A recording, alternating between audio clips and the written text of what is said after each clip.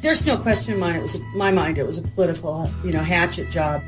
The mayor fired me because he did not want the criticism of his office or the police department. And since then I've formulated, not having really any political background or experience, but there's a great deal of support from the unions that runs to the mayor's office. And I believe that the mayor felt that support was going to be jeopardized if I were to continue. These two great writers were written out of history because of their communist affiliation. But let it be known, and that's one of the weaknesses of the film, that the film lacks historical context. Lester Rodney started the drumbeat for integration as early as 1936. In 1939, he interviewed Joe DiMaggio, and he asked him who was the most difficult pitcher he ever faced. And without batting an eyelash, he said, Satchel Paige. This was printed in the Daily Worker, and the Daily Worker was read by not only communists, like my parents, I proudly proclaim, but others. And Bill Motto, when Lester went to war to fight for the double V, democracy abroad and social justice at home, or the end of racism at home and the defeat of fascism all over the world, Bill Motto argued very eloquently for not only integration of baseball, but basketball and football as well.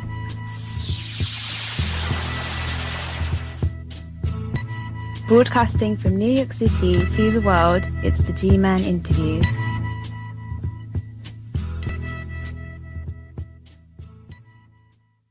Welcome.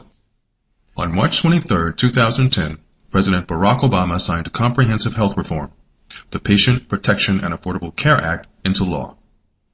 The law, which has been dubbed Obamacare, and changes made to the law by subsequent legislation, focuses on provisions to expand coverage, control healthcare costs, and improve the quality of healthcare services.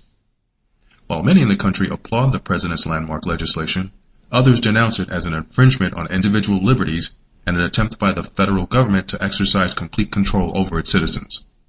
Florida and Texas, as well as a number of other states, have filed lawsuits challenging the legality of the Affordable Care Act, and a bill was passed on May 3rd of this year by South Carolina's Republican-controlled House, making the implementation of Obamacare a crime. The Freedom of Healthcare Protection Act was approved by a vote of 65 to 39. On May 7, 2013, Bloomberg News reported that Dr. Stephen Holtz, a native of Texas, filed a lawsuit in a Houston federal court challenging the shared responsibility payment business owners must pay the U.S. if they don't provide government-approved minimum coverage for its workers. The penalty takes effect on January 1st. House Speaker John Boehner has been an outspoken critic of the new healthcare law, and he continues to support the repeal of Obamacare. Over the last 2 years, the American people have been discussing the issue of healthcare. And the number one concern for the American people is the cost of health care, and yet what we see with Obamacare is an increase in cost to the American people. We've listened to the American people through our America Speaking Out project. We came out with our pledge to America, and our pledge was to repeal Obamacare. Why? Because it's going to increase spending, increase taxes, and destroy jobs in America. Yesterday, 200 economists came out with a report outlining how this will destroy jobs and increase costs. I just think it's time to listen to the American people and to do this the right way. The Congress can do better in terms of replacing Obamacare with common sense reforms that will bring down the cost of health insurance and expand access for more Americans. 2 days before the country celebrated Mother's Day 2013, President Obama addressed women and families at a White House event and offered his assessment of how the Affordable Care Act would change their lives for the better. Beginning this week, as part of the law's price transparency tools, we made public the prices that different hospitals charge you for most common services. So you can see if you're getting what you pay for. And soon, bad actors in the insurance industry will never again be able to discriminate you discriminate against you just because you've gotten sick in the past. They can't discriminate against you because you've got a pre-existing condition.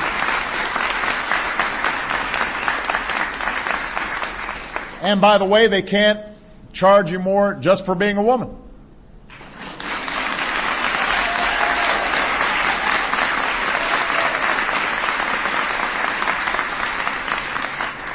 Pregnancy will no longer be considered a pre-existing condition.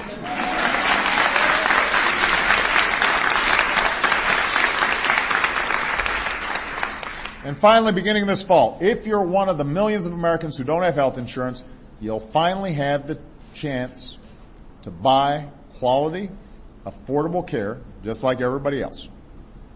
So here's how this is going to work. We're setting up a new online marketplace where beginning October 1st, you can go online or talk to organizations in every state that are going to have this set up, and you can then comparison shop an array of private health insurance plans. You can look at them side by side, just like you'd go online and compare cars. And because you'll now be part of a new pool of millions of other Americans, part of this exchange, insurance companies will actually want to compete for your business, the same way they compete for the business of a big company with a lot of employees. So once these marketplaces are up and running, no one can be turned away from private insurance plans, period. If you're sick, you'll finally have the same chance to buy quality, affordable health care as everybody else. If you can't afford to buy private insurance, if it's still too expensive, even though you're getting much better prices through these exchanges than you would in the individual market, going out there by yourself, or if you work for just a small company that doesn't have a lot of leverage with insurance companies, you're going to have a better deal through these exchanges. But if you still can't afford it, then you're going to get help reducing your out-of-pocket premiums with the largest health care tax cut for working families and small businesses in our history. All right?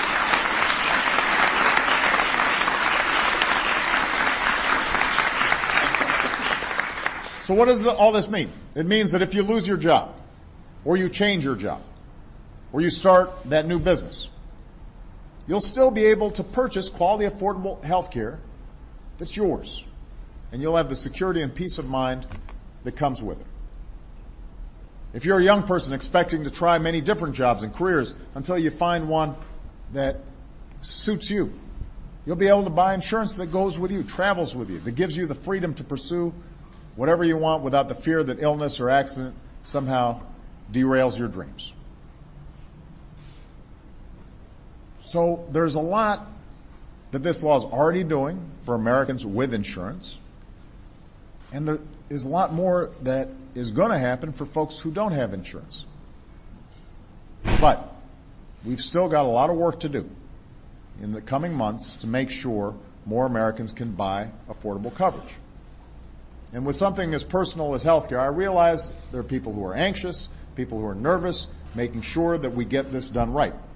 So I'm here to tell you I am 110% committed to getting it done right. It's not an easy undertaking, but if it were easy, it would have already been done a long time ago. Undoubtedly, there will be some mistakes and hiccups as the thing gets started up, but we're learning already from them. For example, when the prototype of the application to join the marketplace came in at 21 pages, the initial first cut at it, we say, you know what, we can do better than that. It's now 3 pages long. 3 pages. By the way, the industry standard is actually about 17 pages. So 3 pages is good. That's a lot shorter than the application you generally have to fill out now for private insurance. But this is going to be a lot of work. And obviously there's still a lot of political bickering over this law. The same folks who fought tooth and nail 4 years ago and tried to make political hay out of Obamacare, they're still telling tall tales about its impact. Some small businesses are being told their costs are going to go up. even though they're exempted from the law, or they actually stand to benefit from it. And whenever insurance premiums go up, you're being told it's because of Obamacare, even though there's no evidence that that's the case. So right now, there are a whole bunch of folks out there, their insurance company decided to jack up rates, and they're automatically assuming, well, somehow the law had something to do with it. No. That had to do with a decision the insurance company made. In some cases, employers may be shifting more costs on the employees because they think that'll help their bottom line. Well, it's convenient to somehow say, well, it must be the new law. It's not the case. So, precisely because there's been so much misinformation, sometimes people may not have a sense of what the law actually does. And that misinformation will continue, at least through the next election day. But what all the people on this stage understand is this is too important for political games. Most moms and dads don't think about politics when their kid gets sick. They're thinking about doing whatever it takes to make sure that child is well.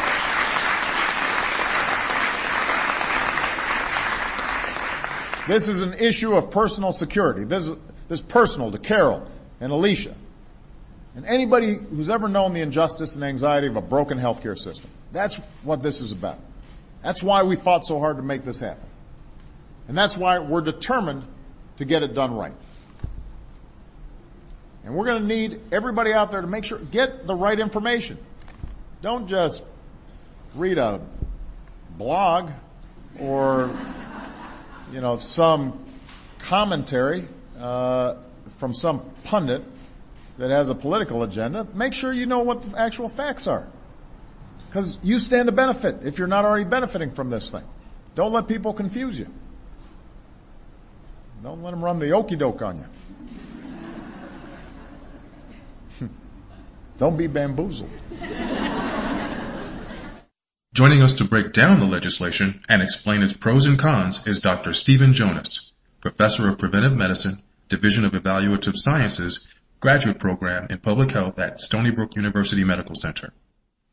Dr. Jonas is a Fellow of the New York Academy of Sciences, the American College of Preventive Medicine, the American Public Health Association, the New York Academy of Medicine, and the United Kingdom's Royal Society of Medicine.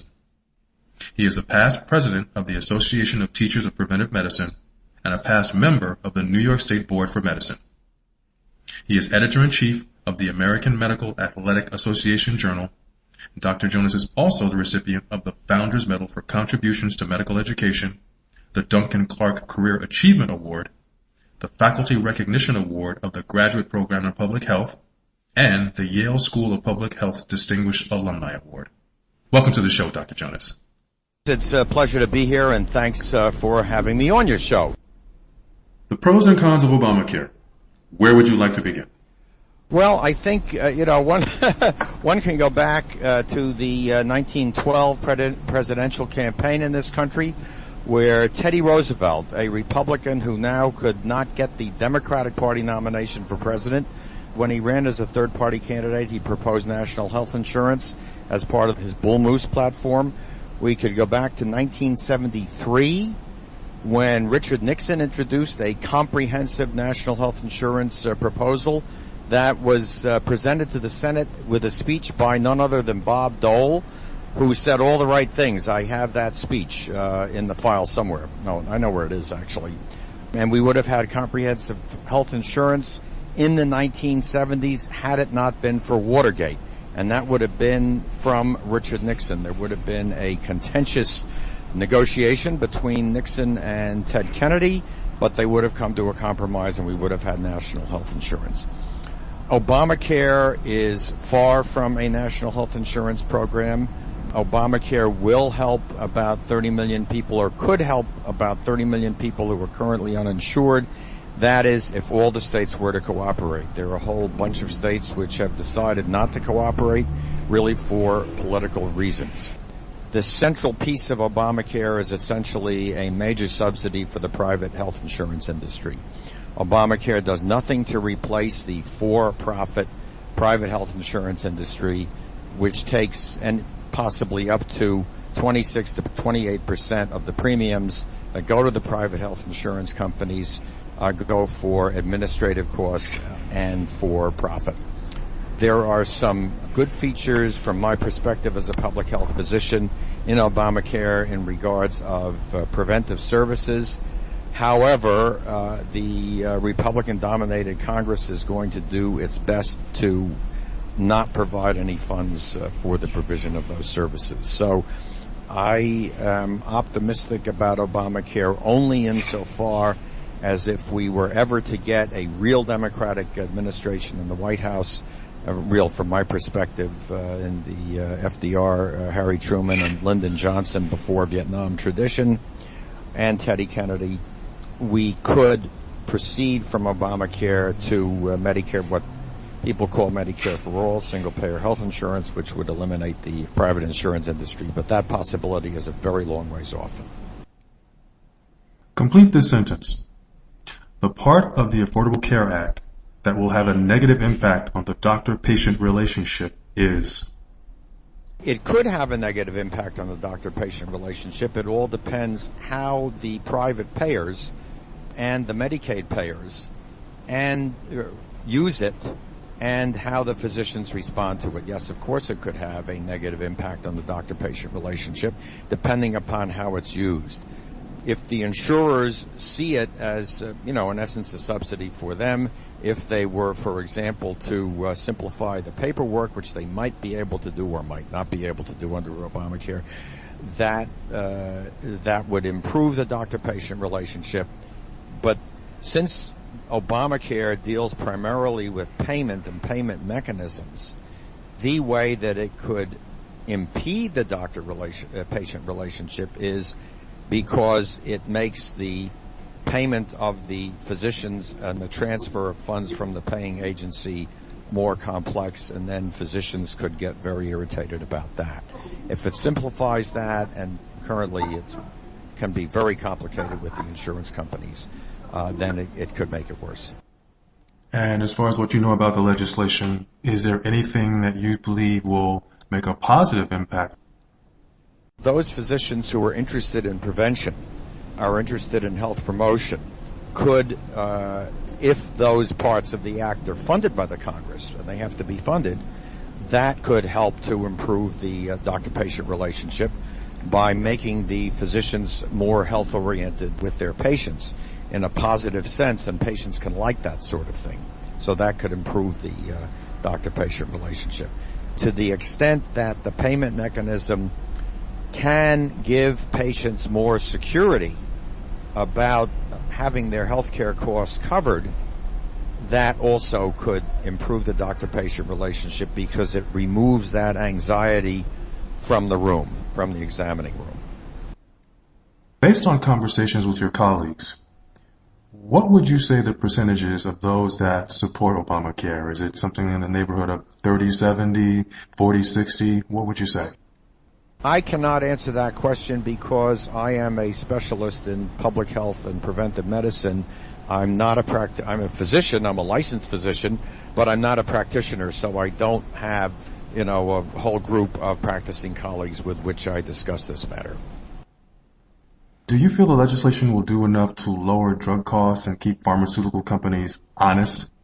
No, because it does not introduce price competition for pharmaceuticals, and that was a deal that the Obama White House made with the pharmaceutical companies to get their support for Obamacare. We could have a very significant reduction in terms of, I don't have the number of billions of dollars in my head right now, but we could have a very significant reduction in the cost of medications if we could have competition for supplying pharmaceuticals. For example, pharmaceuticals made by the same companies sold in Canada are much cheaper than they are here.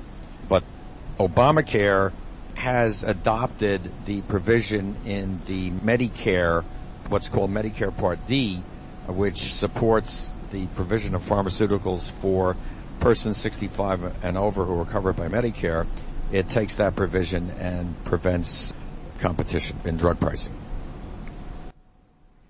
If you had an opportunity to serve as a special advisor, what changes would you suggest President Obama make so that businesses, doctors, and patients benefit equally from the Affordable Care Act? Well, that's a that's a loaded question, Gary. I have been a supporter of what's called single payer, which means that we would have a system that is essentially like Medicare, where the administrative costs hover in the 3 to 4% range, rather than private health insurance, where the administrative costs hover about 20%, where it's much easier for providers, not just physicians, but hospitals and other healthcare institutions, to deal with the payer because there's one office to deal with. So I have been a supporter of single-payer health insurance, well, I guess since I was before I went to medical school. But I remember when I entered medical school in 1958, and there was a wonderful once-a-week meeting with medical person on the staff. Actually, mine was a pediatrician. And one of the things we had to, then we discussed anything, any topics that would come up, and each member of the group had to do a paper for a presentation to that freshman, first-year medical student discussion group. And back then, I did a paper on the British National Health Service extolling its benefits as a single-payer system. So that's what I would advise. It's interesting to note that when the senatorial hearings on Obamacare were being held, the Senate Finance Committee, chaired by Max Baucus, who thankfully is retiring at the end of his term in 2014, Max Baucus, who has former staff of his working for the health insurance industry, refused to permit advocates of single payer even to testify. He would not allow them to testify. This is the climate in Washington in term about what should be happening with our national healthcare system. My prediction, as a matter of fact, is that given that the chances of replacing the private health insurance industry are very slim, eventually, I don't know, eventually, is it going to be 2 years, 5 years, 10 years? The private health insurance companies are going to go bankrupt because we have no reasonable controls on healthcare costs. They happen to be going down now, but there are sort of secular reasons for that.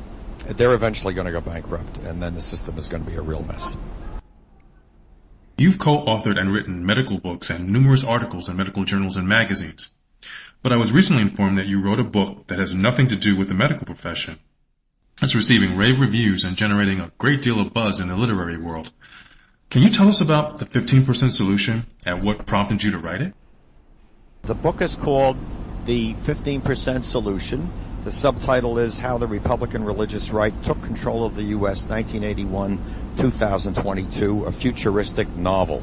It's published by Punto Press. It's available on Amazon and Barnes & Noble as we speak. It is a reissue with a publisher, Punto Press Publishing, of a book that I self-published in 1996 under the same title, The 15% Solution, but with a different subtitle, A Political History of American Fascism, 2001 to 2022. What I did with this book is I took Republican and Christian right sources published from the mid-1980s on, and I projected what could happen in this country if the Republican religious right took control or took significant control of the United States government. And it is not a pretty picture. And we eventually end up as a fascist state. Fascism in the sense that it's a single party, there is a single acceptable ideology, there are no basic constitutional rights allowed to anybody other than those that are granted or not granted by the government, that the executive branch has very significant control of the government, much more control of the government than it has now, and that it is based on biblical prescripts and proscripts. And that's what it's about. And I saw this as a danger happening in this country from the time I started developing the ideas for the book and collecting source material for the book in the mid-1980s. I wrote it in 1994-95 and originally published it in 1996. The current reissue, the text and the story in it are exactly the same. There is a new introduction, there is an afterword, but otherwise it's the same book. What is frightening is that a lot of the predictions that I made in a book published in 1996, based on what this is, Republican and Christian rights sources were already telling us they would do if they got control of the government. A lot of those things are already happening. For example, one needs to look no further than the Republican National Platform to see what they're for. For example, in terms of criminalizing abortion, in terms of outlawing by constitutional amendment gay marriage, a series of religiously based laws and regulations that are based on a particular interpretation of a particular edition of the Bible, which some people on the right regard as the inerrant Word of God. It's very interesting that they regard the King James Version of the Bible as the inerrant Word of God. That is a version, an English version of the Bible, which was actually written in the early 17th century in England under King James I of England, VI of Scotland, by a committee of 52 scholars and theologians. And that book, written by a committee, is considered to be the inerrant Word of God. I've never quite been able to follow that, but anyway. There's a quote that you use in the book I'd like you to elaborate on. It comes from John Gray, a fellow of Jesus College, Oxford University, England. In a worst-case scenario, we may even glimpse a sort of Columbianization of the United States, in which failing political institutions become increasingly marginal and an ungovernable, criminalized, and endemically violent society. Could you elaborate on that? Professor Gray wrote that. I believe that quote is from probably 94. It was 1995. He was referring to what was happening in the nation of Colombia, South America, Latin America at the time, in terms of really criminal elements controlling the government and running the country with major elements of fascism and with certainly the decline or virtual elimination of the democratic process. And he said in that quote that you just read that he could envision that happening here. Now, it happens, interestingly enough, that Colombia has recovered from that. And Colombia does operate in a more or less democratic way, and they are, I'm not quite current on this, I don't know what it is today, but they have made strides in negotiating and coming to a settlement with the left revolutionaries in that country. They have significantly dealt with the drug trade in Colombia. Unfortunately, what's happened is that has been transferred now to Mexico. But that's what Professor Gray was talking about. The new American Republics and the American Christian Nation Party are key political groups in your novel that play a significant role in the reshaping of the United States and the Constitution. Without giving too much away, what were some of the political and social conditions that led to their creation? A weak economy, a Democratic Party that offered no significant opposition to the policies which they put forward, offered no significant challenges to them, and on the economic side, in many instances, agreed with the policies that they were adopting. The implementation of the 15% solution, which I did not make up. The 15% solution comes from a quote, which I have in the book, from the leadership of the Christian Coalition in the United States. This is a real quote. It starts on page 17 I'm looking at it right now. It starts on page 17 of the text of the current edition.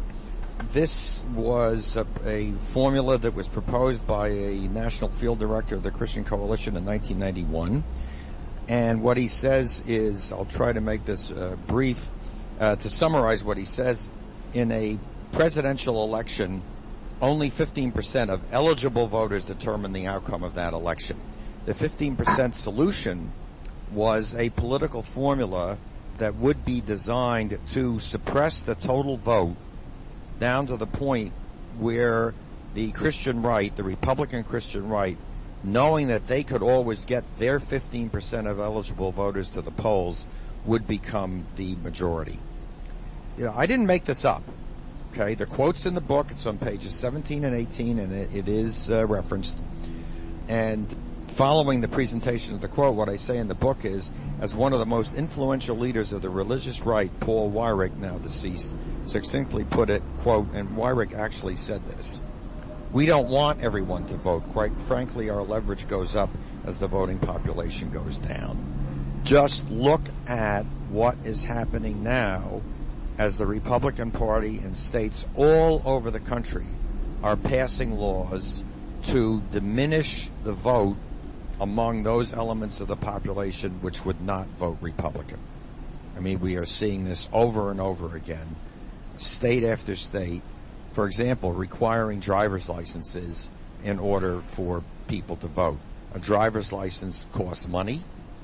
To get a driver's license, you have to have access to a car because you have to take a driving test. This is like having a poll tax in the Old South, or the not so old South, until the Voting Rights Act. And provisions that prevent, for example, college students living in a state, going to college in a state that's not their state, from voting in that state. These are anti-voting rights initiatives which are out there on the table, which have been adopted in a number of states, which have been proposed. There's the model legislation proposed by ALEC, the American Legislative Executive Committee, or something like that, anyway, funded by the Koch brothers, which are being adopted in states all over the country. And at the same time, there are certain states which are trying, and they can do legally, with the electoral vote, to allocate electoral votes by congressional district. So that in the last election, presently we have a first-past-the-post voting system. That is, the person who gets the majority of the votes in a state gets all their electoral votes. In the last election, an election that Obama won by I think it was the majority was 3 million, wasn't it, nationally? Yes. If this system had been in place in the states in which the Republicans are attempting to introduce this system, Romney would have gotten enough electoral votes so that he would have been elected president in the Electoral College. So I didn't make the 15% solution up. Here's a statement made in 1991 on this is what we want to do, and the Republican Party nationally is now doing this. And again, you stated the book can be purchased on Amazon? On Amazon and Barnes & Noble, yes, it is. And it's also available from the publisher Punto, Punto, press.com. And if people want to contact you for information on your previous works, how can they go about doing that? I can be reached at sjtpj@aol.com. Again, the title of the book is The 15% Solution, How the Republican Religious Right Took Control of the U.S. 1981 to 2022. And my guest has been Dr. Stephen Jonas. Thank you for being here, Dr. Jonas. Thanks for having me on your show. And thank you, ladies and gentlemen, for tuning in. I'm the G-Man. And until next time, stay cool, stay safe, and stay informed.